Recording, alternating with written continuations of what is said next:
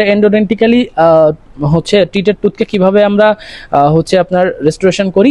তো যদি tooth structure 50%-এর বেশি রিমেইনিং থাকে, শুধু ক্রাউন এনাফ। যদি হচ্ছে 25 থেকে 50% থাকে, সেক্ষেত্রে আমরা নন রিজিড পোস্ট দিই। আর যদি হচ্ছে আপনার 25%-এর কম হচ্ছে আপনার tooth structure, that means coronal tooth structure থাকে, সেক্ষেত্রে আমরা রিজিড পোস্ট দিই। ঠিক আছে, সো আমার করা কয়েকটা কেস ছিল, এই কেসগুলো একটু আমরা দেখি।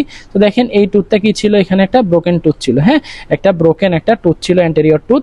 সো এখানের মধ্যে আমরা ফাইবার পোস্ট ইউজ করছি, কারণ এটা হচ্ছে অ্যাসথেটিক্যালি মেটাল পোস্ট থেকে ভালো। তো সাদা দেখতে একটা খুঁটির মতো একটা জিনিস, সেটা হচ্ছে পোস্ট।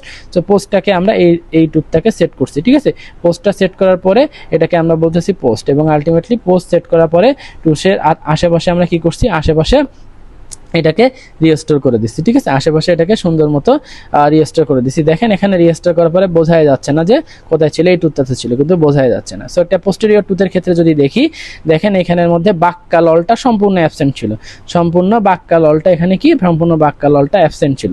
সো এখানে আমরা কি করছি, এখানে আমরা ফাইবার পোস্ট ইউজ করছি, 2 ক্যানেলে 2টা ফাইবার পোস্ট ইউজ করছি। ইউজ করার পরে আমরা কি করছি, ফাইবার পোস্টটা যখন ইউজ করছি, এখানে কোর বিল্ড আপ করছি আমরা কম্পোজিট রেজিন দিয়ে। ঠিক আছে, কম্পোজিট দিয়ে আমরা কোর বিল্ড আপ করছি।